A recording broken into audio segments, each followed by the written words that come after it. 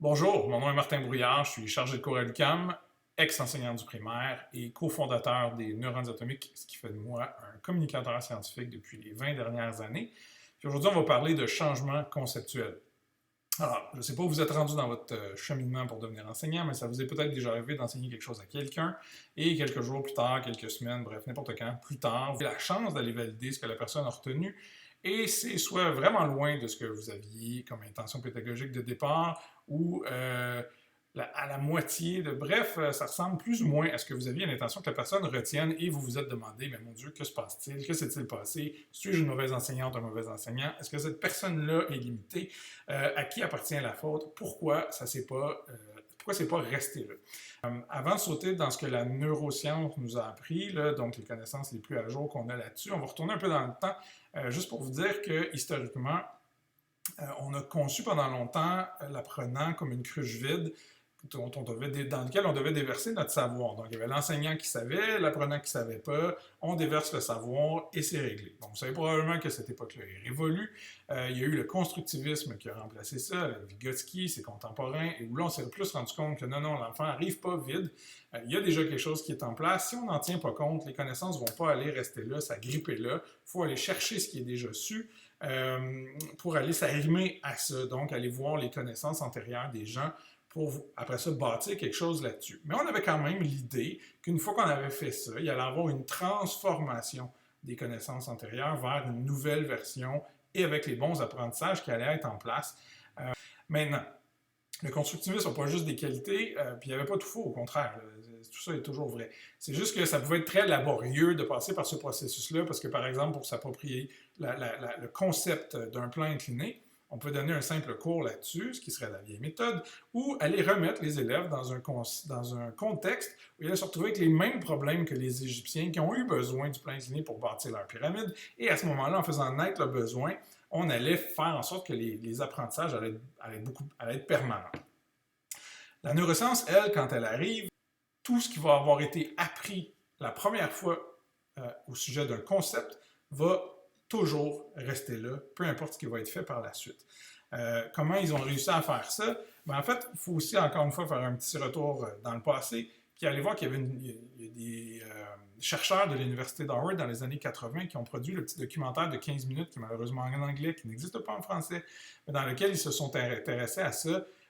Ils ont interviewé des gens qui sortaient de leur formation en biologie, en ingénierie, tout ça, puis ils leur posaient des questions sur le campus une fois que la journée qu'ils avaient gradué, en s'attendant à ce que les réponses qu'ils allaient fournir correspondaient à la formation qu'ils avaient eue. Mais pris par surprise sur le campus, plusieurs étudiants répondaient la première conception qu'ils ont eue de le sujet pour lequel on leur posait une question. Alors, par exemple, à des gens qui avaient gradué en biologie, on leur demandait de quoi était composée la masse d'un arbre et certains répondaient « Ah, ben des nutriments qui viennent du sol ». Ce qui est une erreur fausse. Si vous avez dit « Ben moi aussi je pensais ça », c'est tout à fait normal. C'est totalement intuitif, mais c'est pas la bonne réponse. Et un biologiste aurait dû savoir que les nutriments qui viennent du sol ne composent que pour 1% de la masse de l'arbre. Le reste, c'est du carbone qui a été pris au gaz carbonique dans l'air et qui se retrouve à l'état solide dans sa masse, entre autres choses. Alors là, les gens se sont dit, mais comment ça se fait que quelqu'un qui a une formation réussit à nous ressortir quelque chose de faux, mais qui était probablement la première conception qu'il y avait de ce phénomène-là, de ce sujet-là. Et c'est là que les neurosciences arrivent avec, il va y avoir un article que je vous ai remis qui est en anglais, qui a été fait par Potvin, Masson, Riopel et Brofoisy. Ils ont fait des IRM sur des gens experts et sur des novices sur des sujets. Ce qu'ils se rendent compte, c'est que même les experts, quand on leur pose des questions, ce qu'ils vont faire, on a vu ça par image, par résonance magnétique, ils vont activer une zone du cerveau de l'inhibition. Ce qu'ils pensent, c'est qu'ils ont bloqué la première réponse erronée qui était probablement intuitive pour fournir la bonne réponse. Et leur conclusion, c'est que ça ne disparaît jamais, ça va simplement coexister. Alors, si vous avez le bonheur et la chance de comprendre l'anglais, allez voir la vidéo A Private Universe, c'est fantastique, vous allez voir des exemples concrets de ça. Sinon, les deux articles de Potvin sur la coexistence et l'autre sur la différence entre des experts et des novices sur un sujet, vous allez pouvoir en avoir une assez bonne idée. Maintenant, qu'est-ce qu'on fait avec ça? Une fois qu'on sait que elle va toujours être présente, la première affaire qui a été comprise par un apprenant, bien, ça pourrait être intéressant d'aller la voir, premièrement, poser des questions pour essayer de faire émerger ça. Puis, tu sais, je peux le faire pour vous, là, par exemple, on va s'amuser un peu. Si vous avez une balle de ping-pong, pardon, de golf et une balle de ping-pong, je les mets comme ça et je les fais tomber et je vous demande laquelle va atteindre le sol en premier. Et là, vous allez devoir vous fier sur le son pour répondre à la question, mais trouvez-vous ça, faites-le vous-même. Si votre idée, c'est que la balle de golf va arriver en premier parce qu'elle est plus lourde, ben vous avez tout faux. Les deux vont arriver en même temps. Vous ne me croyez pas? Vous pouvez faire le test. Une chronique de Radio-Canada qui est en ondes, dans laquelle je donne 3 vidéos qui vont permettre de vous démêler par rapport à ça. Mais c'est juste pour vous montrer que notre intuition nous joue vraiment des tours. Et dans ce cas-là, il faut se méfier de notre intuition, puis il faut se demander d'où vient la première conception qu'on a d'un phénomène pour essayer de se réapproprier l'autre réponse. Quand on enseigne, vous pouvez demander, OK, mais qu'est-ce que je fais une fois que j'ai posé la question? Comment ça peut influencer mon apprentissage? Il y a une chose importante que vous devez savoir, c'est que vous devez toujours, pour éviter que les gens décrochent, parce que si vous posez une question et que les gens n'ont aucun moyen de s'agripper à un potentiel de réponse, il va y avoir une forte réaction de décrochage.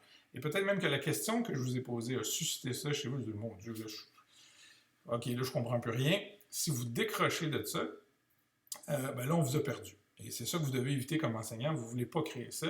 Vous voulez que les gens restent accrochés. Comment on fait ça? C'est toujours donner une piste pour que les gens puissent, à laquelle les gens vont s'accrocher. Je vous donne un exemple. Vous donnez une ampoule, des fils, des piles, et vous dites à vos élèves, mais de quoi ça a besoin pour s'allumer une ampoule? Qu'est-ce qui est nécessaire et comment on organise ça pour que ça s'allume?